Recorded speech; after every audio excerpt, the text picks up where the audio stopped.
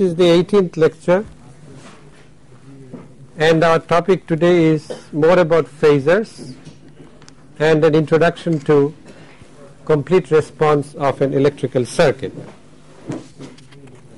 Last time we had started an example which we could not finish, and the example is that a sinusoid V, which is equal to 5 root 2 cosine of 5t, is applied to a circuit consisting of a resistance R equal to 2 ohms, and this current is IR, then an inductance L and a capacitor C. L equals 1 Henry and C equals 0.05 farad, and this voltage is V sub C, which is our concern. Our concern is also the current IL. And to analyze this circuit for the various voltages and currents, our starting point was that you represent V as a phasor. The phasor corresponding to V is V bar, which is 5 angle 0 degrees, all right, and therefore corresponding to IR, the phasor would be IR phasor would be equal to simply the voltage divided by the resistance. The angle of a resistance is 0 degrees, and therefore this is 2.50 degrees, which really means that IR as a function of t will be given by 2.5 root 2 cosine of 5t. Angle is 0, so it is cosine of 5t.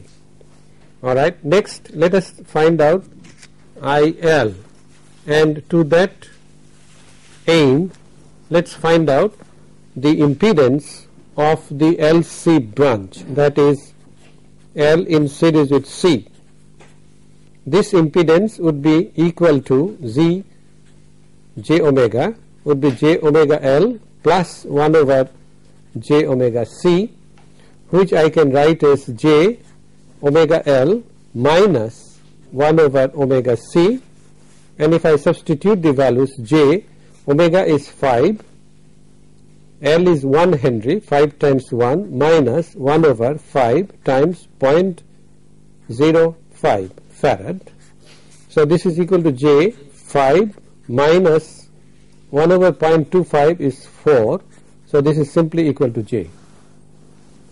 The impedance of this branch is equal to j, which means that the branch is inductive, because the reactance is positive. Reactance is j times the constant, and that is positive, and therefore this is inductive.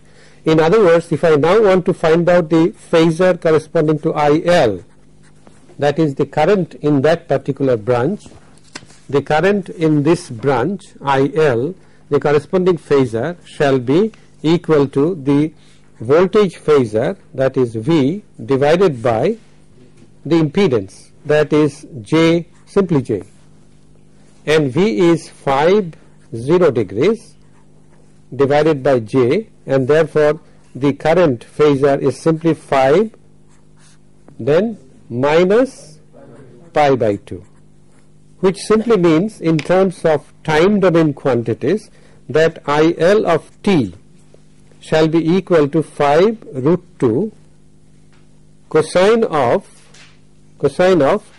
5t minus pi by 2, which means that this current would be 5 root 2 sine of 5t. This is the time domain, corresponding time domain quantity. But we did not work in terms of time domain, we worked in terms of phasors.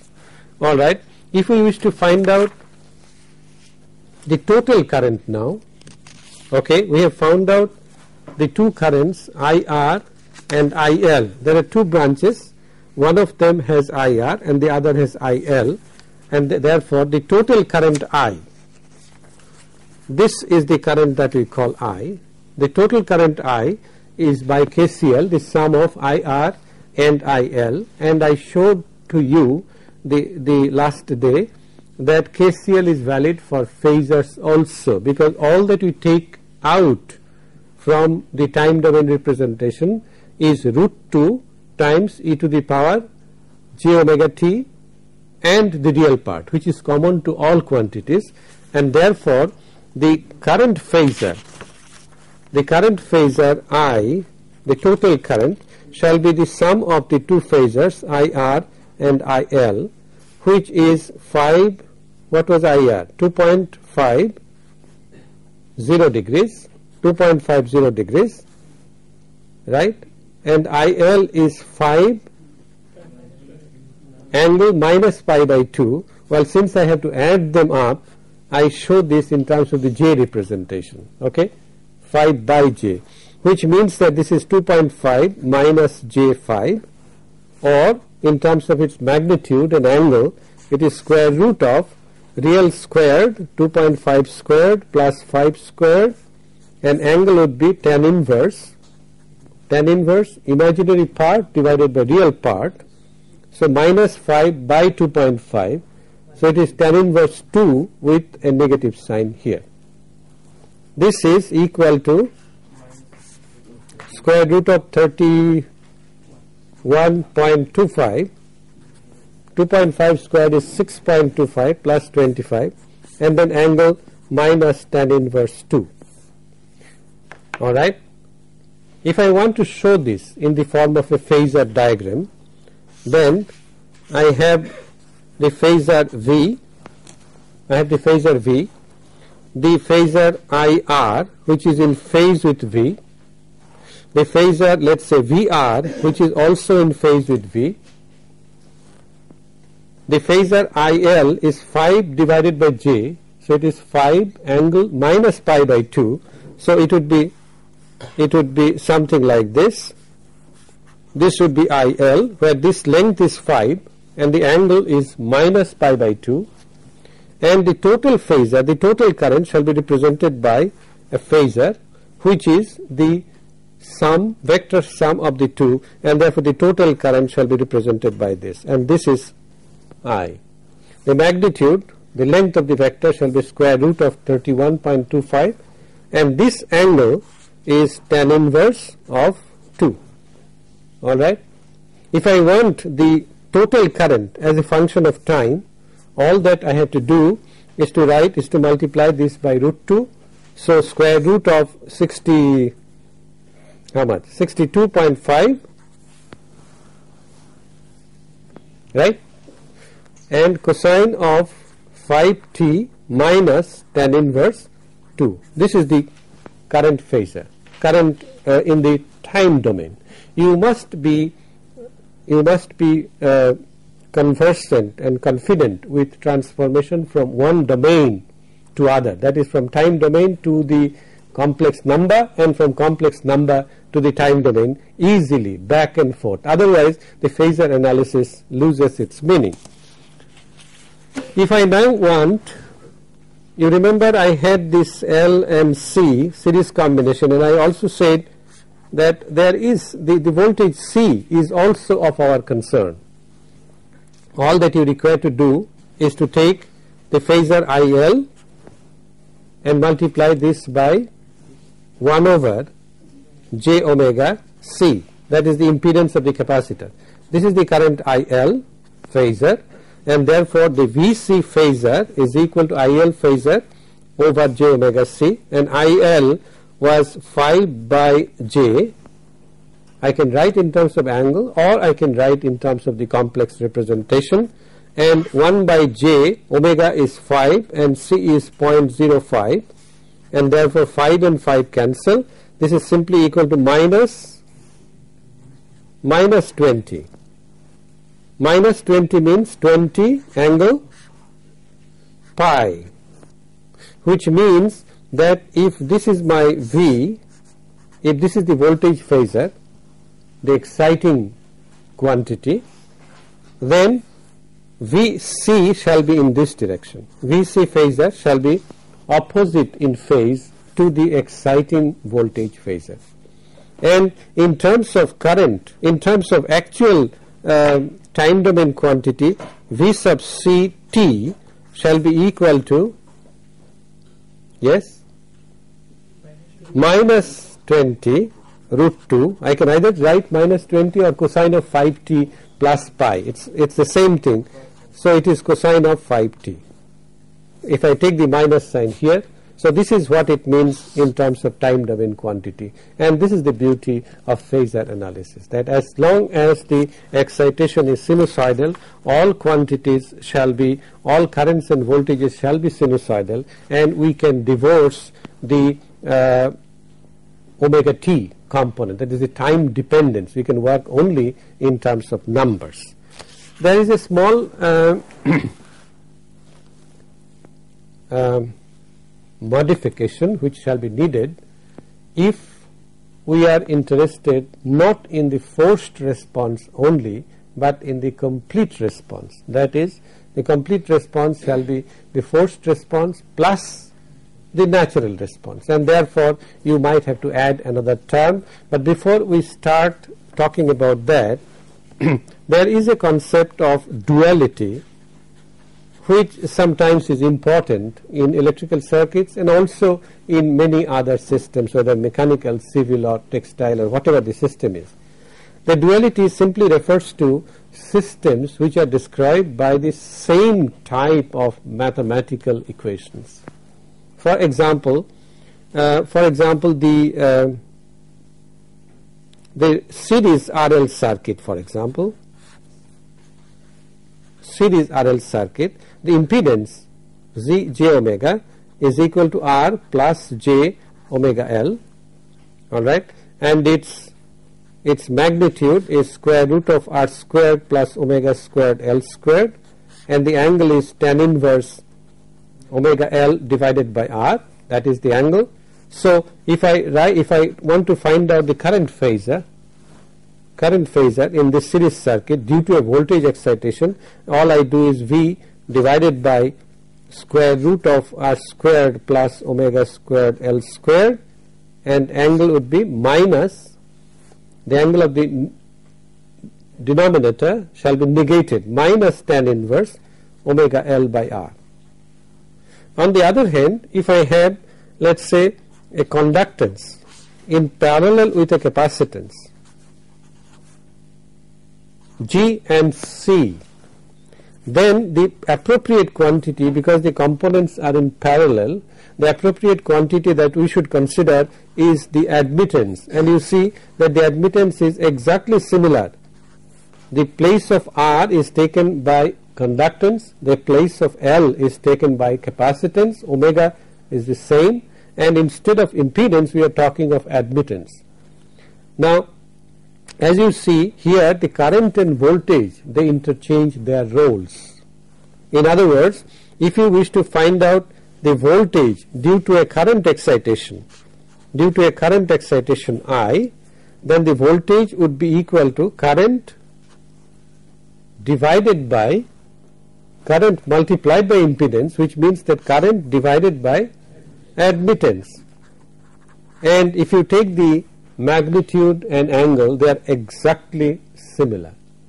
So without going further, we can say that the series circuit, series resistive reactive circuit, series RL circuit is exactly similar, exactly dual of parallel RC circuit or parallel GC circuit, because the mathematical equations are exactly similar, except that physical quantities interchange their roles.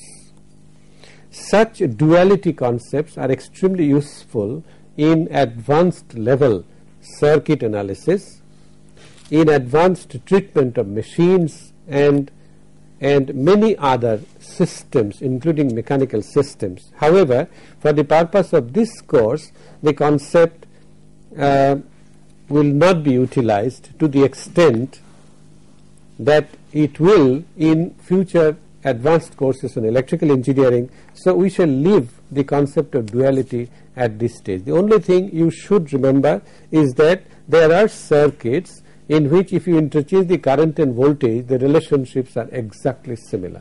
All right, that is all that one wishes to remember. Now let's talk about the complete response of an electrical circuit.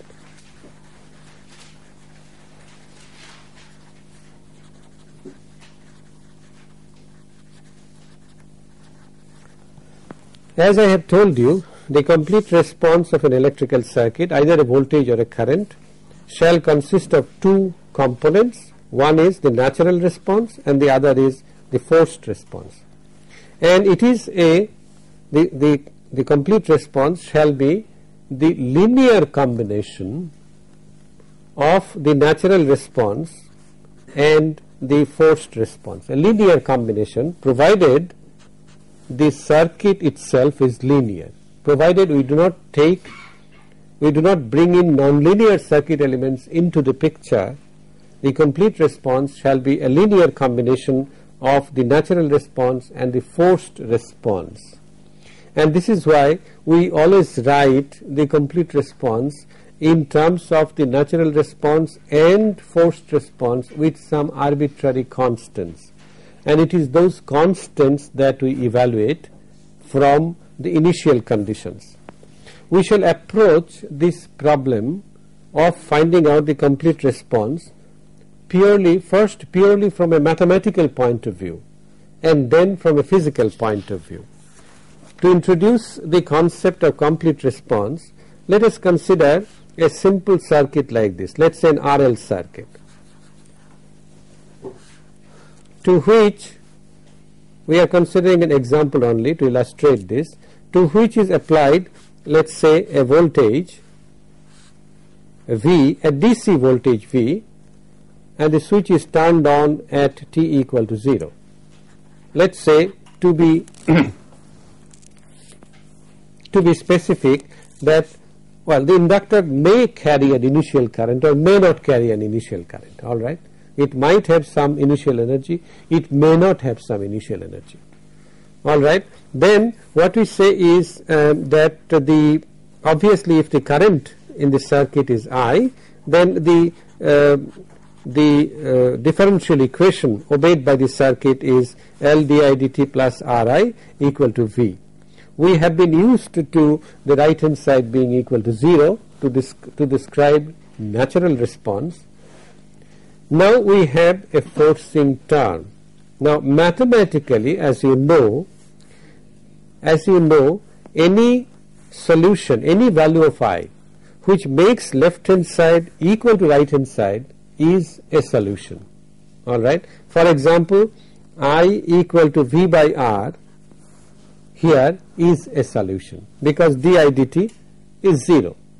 And you can see from physical point of view, from the circuit point of view, that after a long time has passed, indeed the inductance will behave as a short circuit because its impedance Z of S is S times L and S equals to 0, and therefore after a very long time the current in this circuit shall reach this value, and this is the steady state value, and this is the value that is obtained because of the forcing function capital V, and therefore this is the forced response.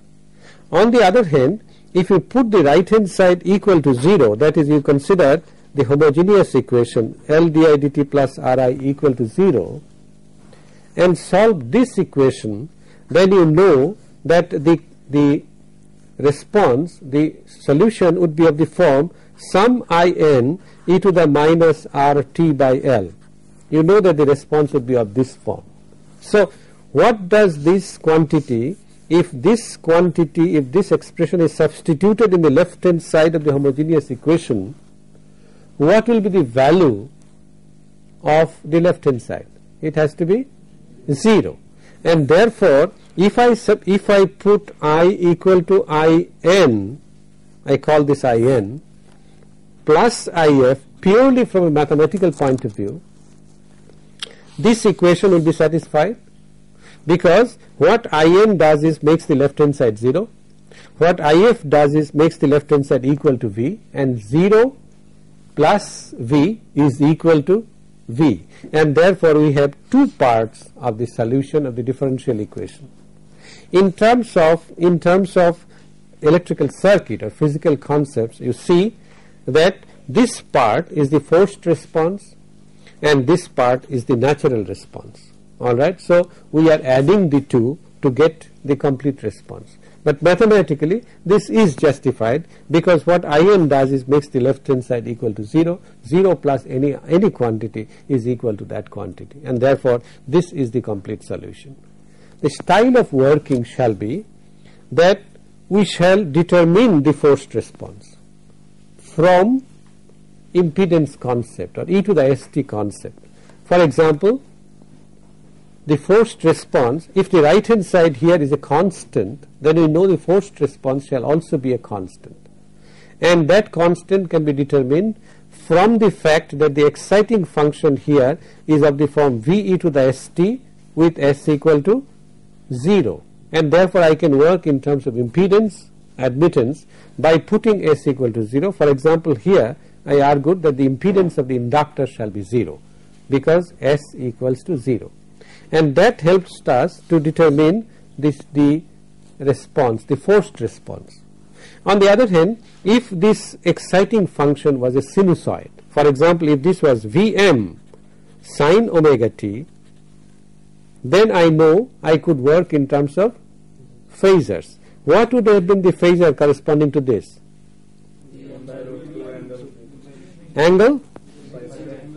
Angle pi by 2, plus pi by 2 or minus pi by 2? Plus pi by 2, alright, which means that I could represent this as j Vm divided by root 2. Is that okay? Then to find out the current, all that I had to do was to divide this voltage phasor by the complex impedance, that is R plus j omega L, and from that I could go back to the time domain equation.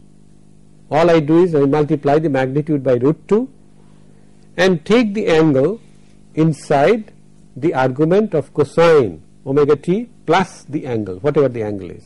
So I can determine the forced response from the nature of the forcing function.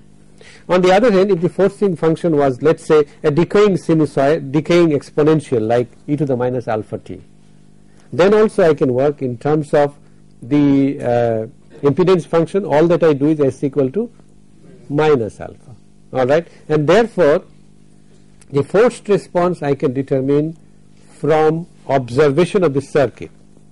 For the natural response, I again apply the impedance concept. If it is to be a current, then I measure the impedance, then I break the circuit and I measure the impedance between the two break points. The zeros, I determine the poles and zeros. The zeros shall determine the frequency of natural response, of current natural response, and I write the solution with 1, this is the first order circuit, so 1 undetermined constant. If it is a second order circuit, then I introduce two constants, there will be 2 natural frequencies, and I add the natural response and the forced response. The forced response is completely known. It is the constants in the natural response that we have to find out, and we find them out from the initial conditions. Alright, let us take an example as an illustration of the style of working. Yes.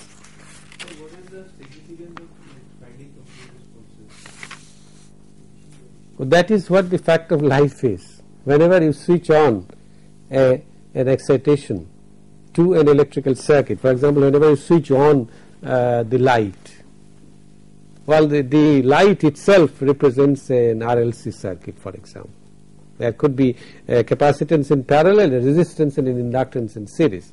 So the light does not glow immediately. There is a certain amount of time before the current builds up to the final value, alright, and what we get as the final value is generally the forced response or the steady state response. In between there are transients. There are situations when a motor, when switched on, suddenly it burns off. On the other hand, the same voltage, if it was in the steady state, the motor runs perfectly alright. It is because the transient current or the natural response current plus the forced response current at the time of switching t equal to 0 plus is much more than what the motor can stand, and therefore it burns away. Alright.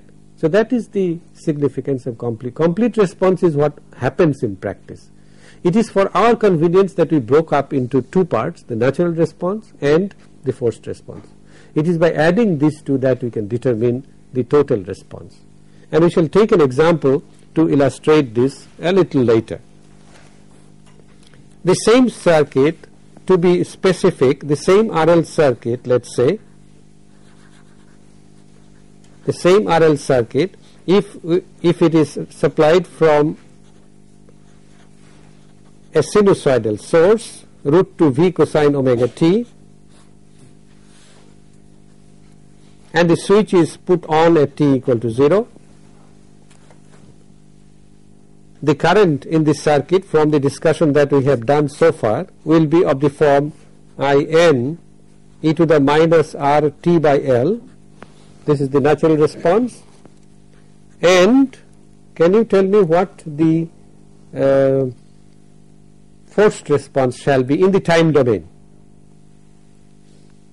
Yes, it would be root 2 V divided by, can I write it down by inspection, square root of R squared omega squared L squared cosine of, yes, omega t plus or minus?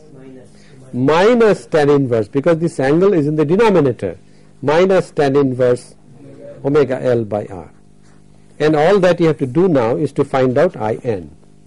And you know, in the inductor, if there was no initial current, then I of 0 minus shall be equal to 0, which is also to be equal to I of 0 plus, and therefore all you have to do is put t equal to 0 here, then equate 0 to In plus root 2 V divided by square root of R squared plus omega squared L squared, then cosine of minus tan inverse, cosine of negative angle is the same as the cosine of the corresponding positive angle, so tan inverse omega L by R, and from which you can find out In, the constant, the unknown constant. This is the style of working. So what we will do, we will take a fairly complicated example and illustrate, okay, and illustrate, we will take a series of examples now to illustrate forced response. Let's take a tough one first, all right. We have a voltage Vt equal to 6000, fairly high voltage, 6 kilovolt, cosine of, let's say, 120 pi t. Don't worry about 120, it is the United States frequency, 60 hertz, so 2 pi times 60 is 120. I took this example from an American book, and that's why it figures here. I could change it to 100 pi t, 50 hertz, but I didn't feel like it. Doesn't illustrate anything new. All right, there is a switch and there is an RC circuit, 5 ohm R, and the capacitor is C is 306 microfarad. The problem is as simple as that, and this is closed at t equal to 0. You have to find out the total current response, that is IT. If the capacitor was initially uncharged, then V sub C 0 minus is equal to V sub C 0 plus would be equal to 0. And I don't need to indicate the polarity of Vc because I have shown the direction of the current. It means that Vc is positive up and negative down. All right. Although the circuit looks very simple, the solution, as you will see, illustrates a very large number of important points. Now the forced response, let's first indicate the forced response. For the forced response, obviously the forced response, because it is sinusoidal, the forced response will also be sinusoidal, and all that I have to find out is the current phasor. The current phasor would be the voltage phasor, which is 6000 angle 0 cosine is 120 pi t divided by R plus the impedance, that is 5 plus 1 over j, omega is 120 pi times 306 times 10 to the minus 6. This is the current phasor. What about root 2? Yes, this would be divided by root 2. Thank you for pointing this out. And if you do this calculation, well, I'll skip the algebra, the complex algebra. The calculation gives you simply 5 minus j 8 point, no, I beg your pardon. It gives you 600 divided by root 2, and the angle is 60. All right? This is what the current phasor is, and therefore the current, the forced response component of the current is given by IFT equal to 600 by root 2, multiply by root 2, that would be the peak value, cosine of 120 pi t plus pi by 3. I must write it in radians, pi by 3. Okay. Now the natural response. For the natural response, I again find the impedance Z of S, and the impedance is, since I am finding a current and I already have a switch, so all you do is between these 2 points you find the impedance, and the impedance is simply R plus 1 over SC. All right. The impedance is R plus 1 over SC, which is SC divided by SCR plus 1, and there is a certain discipline that we had incorporated. We wanted to write the numerator and denominator with leading coefficient equal to unity, and therefore I have R S plus 1 over CR divided by S. All right. Since we are trying to find the current response, natural current response, it is the 0 which shall determine it, and therefore I n of t, the natural response, would be equal to capital IN, some constant, e to the power minus t by CR, and this happens to be, if you include the values, if you insert the values, you get e to the minus 654 t. All right, and therefore the total current, well, 1 by CR is 654. Therefore the total current I of t is equal to IN e to the minus 654 t plus 600 cosine of 120 pi t plus pi by 3. This is the total response of the circuit. The question, well, you still have not found out IN, so you have to find out IN, and IN we shall find out from the initial condition. What was the initial condition? That VC0 minus is VC0 plus equal to 0. Therefore I0 plus, that is when the switch is put on, shall be simply this voltage by R. All right, and therefore I0 plus I of 0 would be equal to, well, the voltage is 6000 cosine 120 pi t. If t equal to 0, it's simply 6000 divided by 5, which is 1200 amperes. All right. No, this is the current. The voltage, it's in the time domain at t equal to 0, so no root 2. It's not the phasor, 1200 amperes.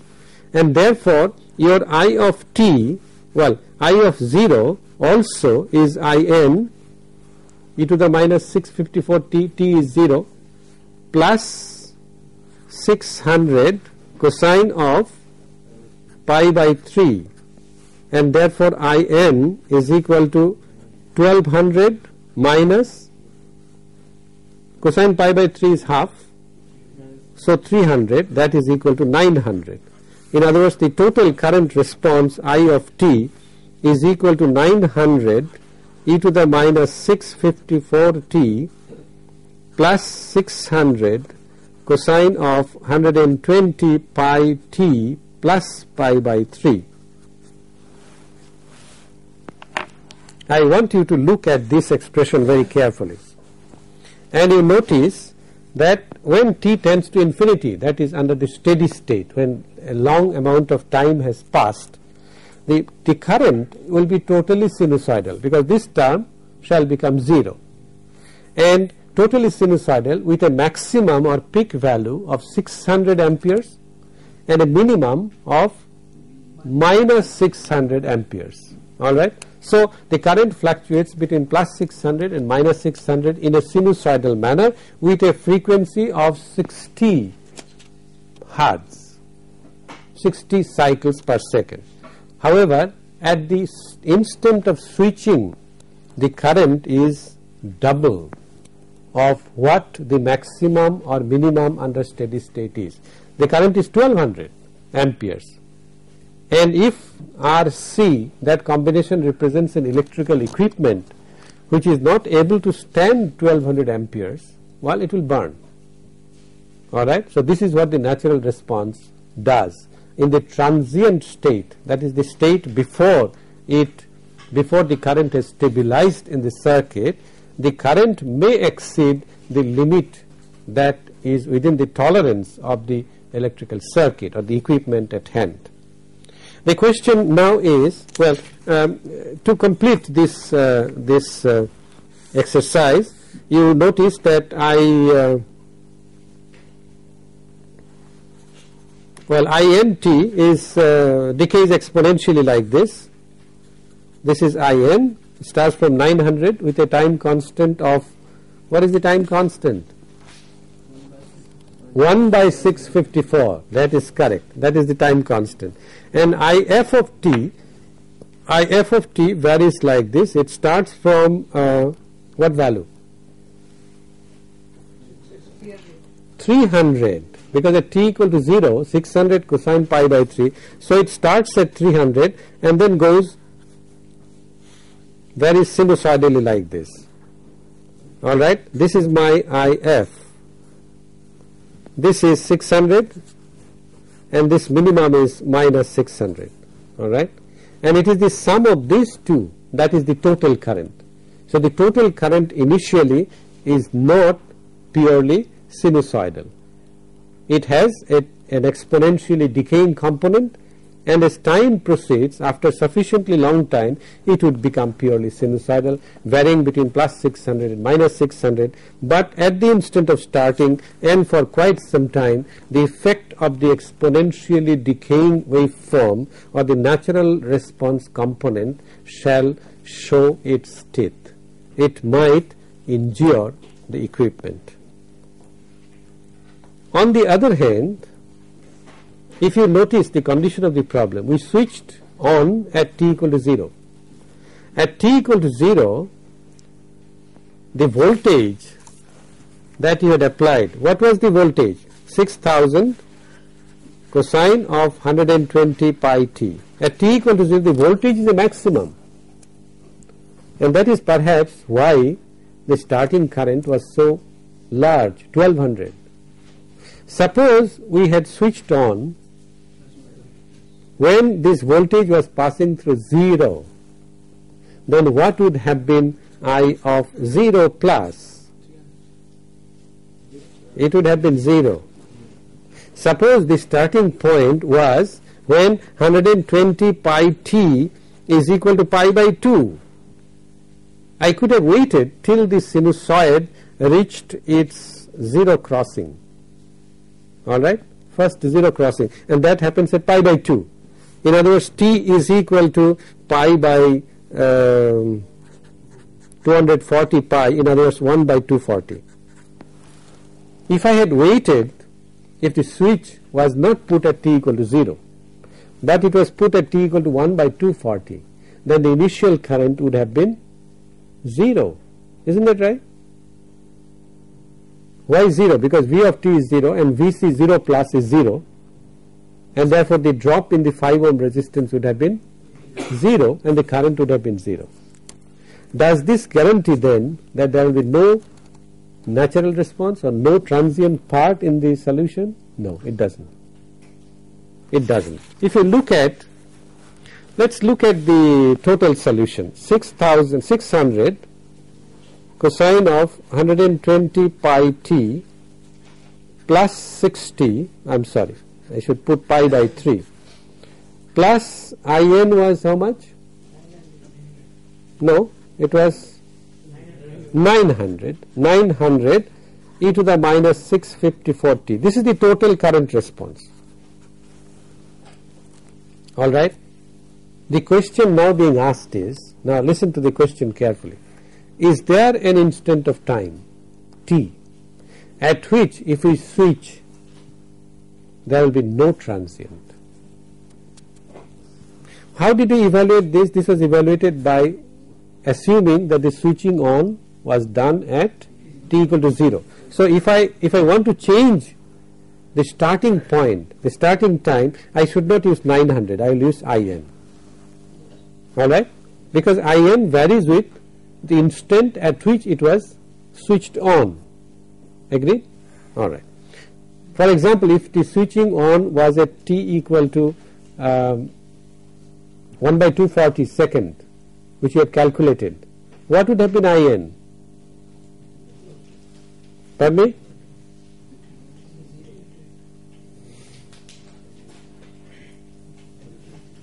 What would have been In?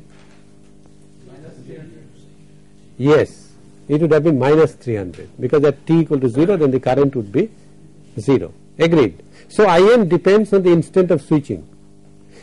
The question that is being asked, listen to me carefully, is there a switching instant of time, let's say t equal to t1, such that there is no transient in the circuit?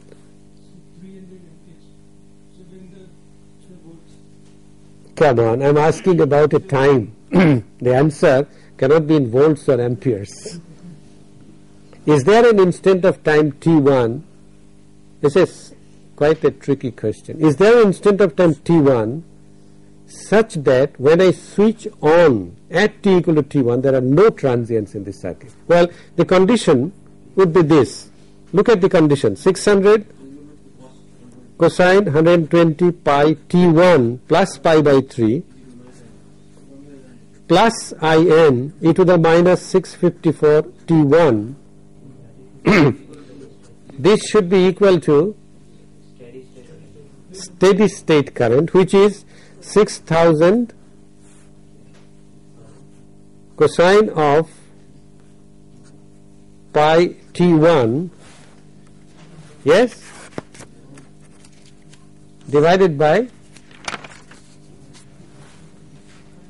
cosine of 120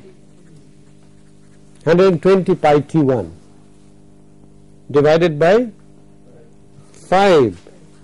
T1 is the initial instant at which it is switched on. At which it is switched on, well, the current would be 6000 cosine 120 pi t1 divided by 5. We have already seen if t1 is 0, then this is 1200 amperes. If t1 is 1 by 240 seconds, then it is 0. Alright. So, if the total response is equal to this, then obviously we can find out the value of t1 if we put what? So in the left hand side of the equation we should put t1, we should put 0. No. It should be 0, sir. When we are switching on the circuit, Yes, sir. This should be 0. Yes, sir. 0 for this. What should be 0? T1 should be 0. In should be 0. That is correct. It is that condition under which there will be no transient, and you can solve for t1 from here. Is that okay? And my solution is that t1 is 1 by 360 seconds. The total response is this. At t equal to t1, if we stipulate the condition that at t equal to t1, we don't know what t1 is. The switch is put on and there are no transients in the circuit. The current is the steady state current. So it should be at t equal to t1 also. And at t equal to t1, the current through the circuit, steady state current, is this. 6000 cosine 120 pi t1 divided by 5. Because Vc t1 minus was equal to 0. Vc t1 plus should also be equal to 0. Yes, after a long time, what would be the value? So, but if sir, Voltage voltage R across the plus capacitor is 0, sir, how can the current be in steady state, sir? So we will get, Because I have added the steady state current along with the transient current or the natural response, and I stipulate that the natural response I want it to be 0. What is the unknown? Unknown is T1. This is the initial current.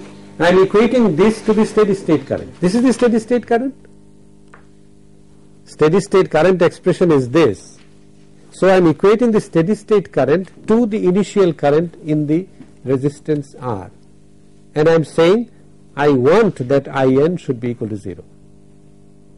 Now what I want you to do is to find out the total response if the switching on is at T1 equal to 1 by 360 and show that indeed this is true. Alright, let us take another example. This is not a run of the mill problem. There is no solution given in the text, so you will have to work it out. We look at another problem quickly, and this time it is not sinusoidal, it is a simple battery type of circuit, battery excitation. There is a switch which closes at t equal to 0 across a resistance R. There is a battery V plus minus, and there is a resistance R, and there is a resistance capacitance RC. What we are asked is first to find the pole 0 diagram of the impedance between these 2 points, pole 0 diagram. Next, to determine an expression for IT, and third, to sketch IT during the transient period. That is, make a sketch of IT, the current in the circuit. Well, if you solve this, I will skip the algebra. If you determine the impedance between these 2 points, okay, the expression becomes simply R by 2. You might check this, S plus 1 by CR, S plus 1 by 2 CR, where I followed the same kind of convention that there is a constant term, leading coefficient is unity, and therefore the natural response of the circuit, natural response will be determined by this frequency S equal to minus 1 by CR, and therefore this current IN, the natural response would be some constant A e to the power minus T by CR. Alright, poles and zeros you can show at 1 by minus 1 by CR there is the 0, and minus 2 by CR there is the pole. Alright, this is the pole 0 diagram. To find IT, you have to add the natural response to the steady state or the forced response. Now what is the forced response? Because this exciting voltage is a DC, the forced response will also be a DC, and you can see that if S equal to 0, then this acts as open, and therefore there is no current through this path. Agreed? Only current shall exist here, and when this switch is closed, the voltage existing across the resistance is capital V, and therefore your immediate conclusion is IF must be equal to V by R. Alright, therefore the total current IT shall be equal to V by R plus A e to the power minus T divided by CR. The question now is, how do I determine the constant A? Obviously I shall have to take I of 0 into account. The initial condition, however, what is the initial condition? V by 2R. How is that determined? What is this voltage? Now at 0 plus, pardon me? at 0 plus. You see, at 0 minus, this was off, this was open. So there was a voltage division between R and R, and therefore this voltage was V by 2. There was no current in R, therefore this must have been V by 2 at Vc 0 minus or Vc 0 plus. Is that clear? At t equal to 0 minus, the switch was open, and therefore this battery would see a resistance R, another resistance R. This is open, alright, therefore the voltage across R is V by 2, and since there is no current, the voltage across C shall also be V by 2. At t equal to 0 plus, this switch is closed. This current at t equal to 0 plus is V by R, and this current at t equal to 0 plus is V minus V by 2 divided by R. So V by 2R. Is that clear? You have to think about a little. Let me draw the circuit once more. Capital R, R, C. We are looking at the condition at t equal to 0 plus. At 0 plus, the battery comes across here. This is my I, this is R, and this Vc 0 plus is equal to V by 2.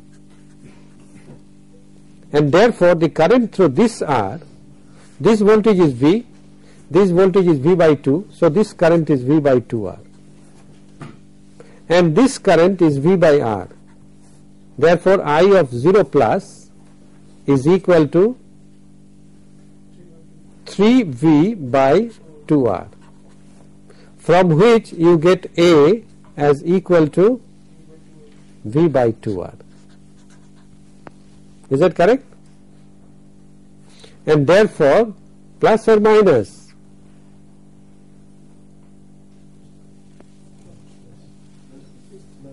Plus. Okay.